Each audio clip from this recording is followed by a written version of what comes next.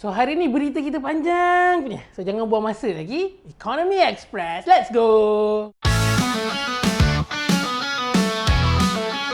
So okay, apa yang sudah terjadi kepada Fashion Valet? So okay, sebagai seorang lelaki, aku sebenarnya agak keliru dengan syarikat-syarikat pakaian ataupun fashion ni sebenarnya.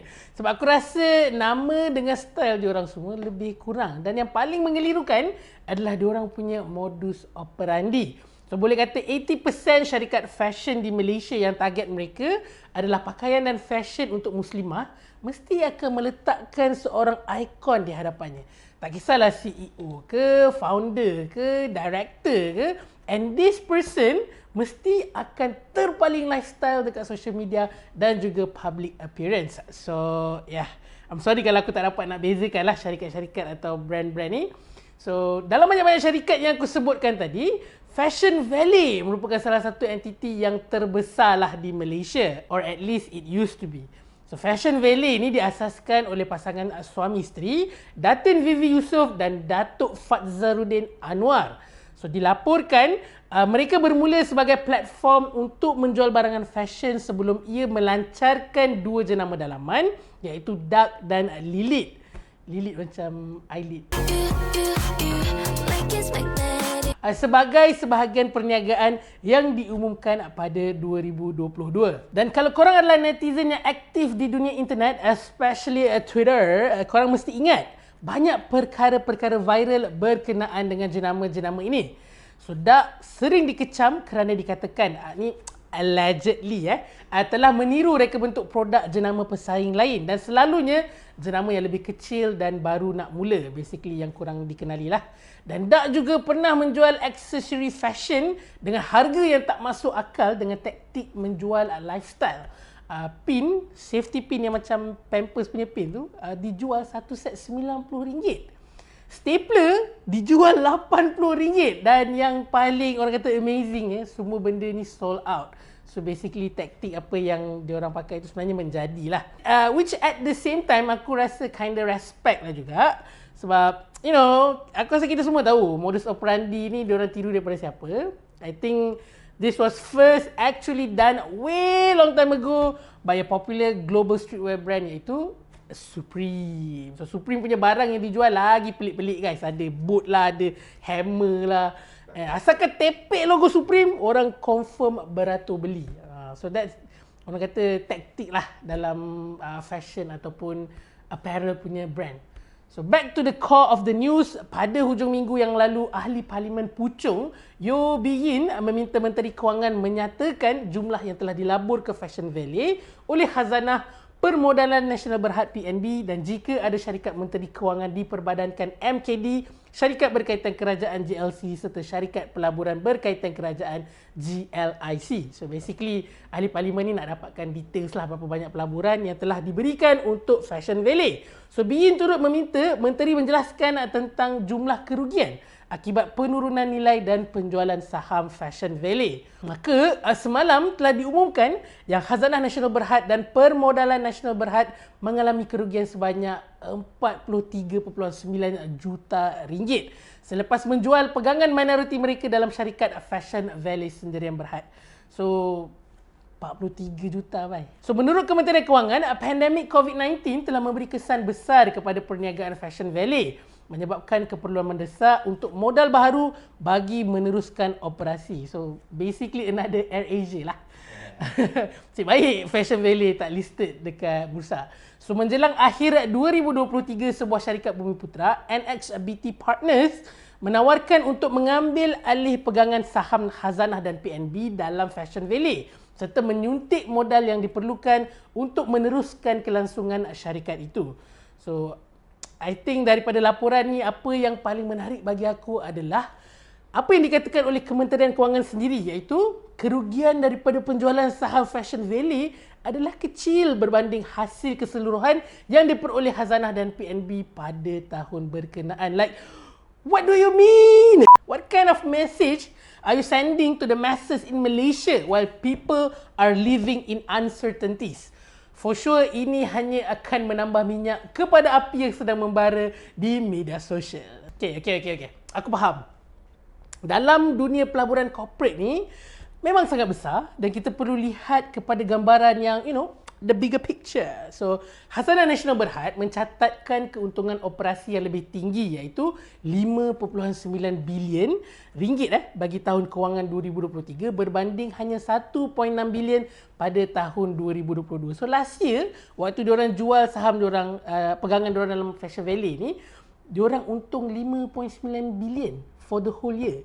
Which is, kalau pegangan khazanah dalam Fashion Valley tu, which is 27 juta waktu asal diorang beli, daripada 59 bilion tu hanya 0.46%.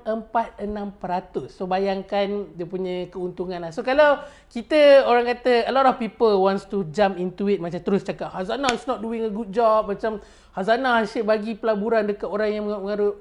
If we look at the bigger picture, actually they are still in profit. Biasalah business, sometimes we pick the wrong company to invest in, but all in a good faith. Sebab at the end of the day, Khazanah menyatakan yang mereka committed untuk menyokong pengasas tempatan dan ekosistem permulaan iaitu startup lah.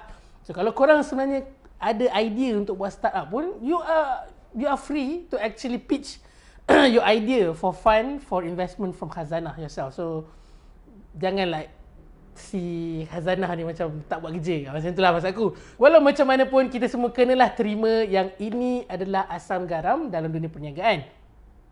Ini yang kita nampak tau. Sebab ialah Fashion Valley melalui orang penting dia, Vivi Yusof kan, sangat aktif di media sosial. So mungkin itulah mungkin sebab itulah ramai orang begitu kritis apabila berita sebegini muncul. Aku rasa ramai sangat orang yang dah start bash dia dekat internet sampai dia pun buat story dekat Instagram. But at the same time, kita tak boleh nak deny jugalah level serious situation ni disebabkan oleh dana yang Fashion Valley dapat tu adalah datang daripada government link company ataupun syarikat berkaitan kerajaan. So technically the fund come from dana kerajaan, and sebagai rakyat kita mempunyai hak untuk tahu di manakah dana-dana tersebut pergi. So aku actually interested nak tahu komen dan pendapat korang berkenaan dengan isu ni. So boleh tinggalkan dekat ruangan komen, okay? But keep it civilized sebab kita matang doh. So kesimpulannya, sama seperti Air Asia yang kita ceritakan pada minggu lepas, aku dan CTC FM berharap Fashion Valley can come back stronger. We have nothing but support and good wishes for our local ventures and companies in Malaysia. So marilah kita sama-sama memeriahkan ekonomi negara kita. Let's go. It's sponsor time! Ekonomi Express minggu ini dibawakan khas oleh FXGT. So FXGT merupakan trusted partner and recommended broker oleh CTC FM. So kalau korang yang masih belum tahu, FXGT merupakan sebuah broker yang menyediakan platform atau kemudahan untuk korang trade CFD alatan kewangan dan jana keuntungan melalui position jual dan beli dalam pasaran. So macam gold, macam forex, macam stock indices, semuanya boleh korang trade di FXGT. Mungkin ada antara korang yang masih keliru macam mana sebenarnya nak jana keuntungan melalui trading bersama dengan FXGT, especially mereka yang tak pernah trade CFD sebelum ni. Sebab itu FXGT dan CTC FM nak ajak korang untuk hadiri kelas basic BBMA bersama cikgu trading legend di Malaysia iaitu Omar Ali yang akan berlangsung pada 2 November ini. So semua detail berkenaan dengan seminar atau event ni ada dekat description di bawah. So korang boleh check it out kalau korang berminat, okay? Jadi terima kasih FXGT kerana sponsor segmen kita pada hari ini. Kembali ke berita. Nak makan sihat pun susah. So baru-baru ni rakyat Malaysia digemparkan dengan berita yang agak mengejut apabila negara jiran kita Thailand telah mengeluarkan amaran mengenai pencemaran anggur Shine Muscat. Selepas mendapati kebanyakan sampel yang dikumpul mengandungi sisa bahan kimia berbahaya melebihi tahap maksimum yang dibenarkan. So, Majlis Pengguna Thailand, TCC, membeli 24 sampel anggur dari pelbagai tempat, termasuk 2 dari kedai dalam talian, 7 sampel dari kedai buah-buahan dan pasar basah, serta 15 dari pasar raya pada 2 dan 3 Oktober yang lalu. Agak mengejutkan apabila didapati 23 daripada 24 sampel, like 99% sampel mengandungi sisa racun perosak yang melebihi had undang-undang. Dan salah satu sampel didapati mengandungi apa benda tak keluarlah ayat ni. So racun serangga yang telah diharamkan di Thailand. Okay, that's kind of sad sebab aku genuinely like the fruit actually. Kau pernah makan tak Syam? Shine Muscat. Sedap lah. Hari tu mak aku beli masa dekat Maha. Dia manis, saiz dia besar-besar and yang paling penting tekstur dia padat. Kita kan suka benda padat-padat. Agaknya sebab tu lakuk dia jadi sedap. Banyak racun. Anyway, di Malaysia pula dikatakan tidak ada sampel anggur jenis Shine Muscat yang mengandungi sisa racun perosak melebihi tahap maksimum yang dibenarkan menurut Kementerian Kesihatan KKM. So, nice, we're actually in the clear. It's a good news for us in Malaysia lah. So KKM menyatakan bahawa penemuan ini adalah hasil daripada program keselamatan dan kualiti makanan yang dilaksanakan dari tahun 2020 hingga September 2024 di mana sebanyak 5,561 sampel sayur-sayuran dan buah-buahan yang diimport telah dianalisis untuk sisa racun perosak. So KKM menyatakan bahawa pelepasan hanya akan diberikan sekiranya keputusan analisis mematuhi tahap racun yang dibenarkan. Mereka juga menjelaskan bahawa larangan import akan dikenakan sekiranya terdapat pelanggaran berulang. So there you have it guys. Bolehlah terus membeli dan memakan Shine Muscat. And I might have to call my mom and dad to let them know. Because they like it. Aku tahu orang tua kenapa suka sangat Shine Muscat.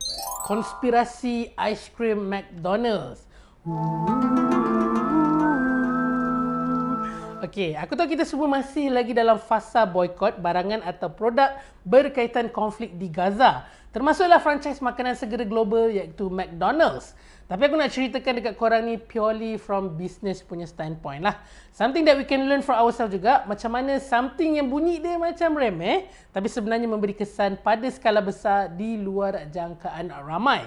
So, aku rasa sebenarnya benda ni dah lama juga, especially kalau korang nampak orang barat buat jenaka pasal isu ni dekat internet. Di mana ada satu running joke berkenaan mesin ice cream di McDonald's yang sentiasa rosak. So, kalau korang pergi mana-mana cawangan McDonald's di Amerika Syarikat, mesti tak dapat order sundae dan McFlurry sebab staff akan kata mesin itu rosak.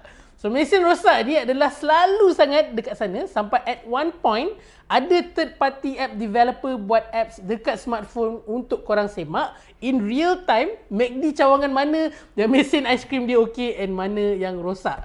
So bayangkan sampai macam tu sekali. So setelah disiasat secara mendalam, rupa-rupanya isu ini adalah satu konspirasi besar. Syarikat induk McDonald's sebenarnya secara halus telah melakukan deal di belakang di mana kesemua mesin ice cream yang dipakai di mana-mana cawangan McDonald's hanya boleh dibaiki dan diselenggara oleh ada satu syarikat je. So, dan dikatakan juga syarikat ini, kita panggil dia syarikat X lah, allegedly sengaja bagi mesin itu selalu rosak supaya owner cawangan McD ni perlu panggil diorang untuk selenggara dan baiki. So diorang sentiasa ada job lah basically. Sebab every time technician diorang dipanggil untuk baiki mesin tu, owner cawangan McD ni perlu bayar perkhidmatan tu dekat syarikat X. So easy money lah basically. Agak mind blowing. For real, kalau korang nak faham secara detail dan mendalam, korang boleh tengok video yang Johnny Harris buat. Seorang YouTube journalist. So boleh tekan dekat sini . Semua dalam video tu dah lengkap bagi tahu in detail. So anyway, baru-baru ni penguat kuasa di Amerika Syarikat telah mengeluarkan akta yang mengatakan owner cawangan McDonald's di seluruh negara itu kini boleh memanggil syarikat perkhidmatan pihak ketiga pilihan mereka untuk membaiki dan menyelenggara mesin ice cream mereka. So diorang dah tak perlu nak bergantung kepada syarikat X yang dikatakan dengan sengajanya menyebabkan mesin ice cream tersebut seringkali rosak semula. So well, justice is best served cool. Terima kasih sebab tonton Economy Express minggu ni sehingga tamat. Semoga berita yang kami kongsikan kali ini sedikit sebanyak dapat membantu anda update isu-isu semasa. Jangan lupa untuk like, subscribe dan tinggalkan komen korang dekat bawah. Okay? Take care!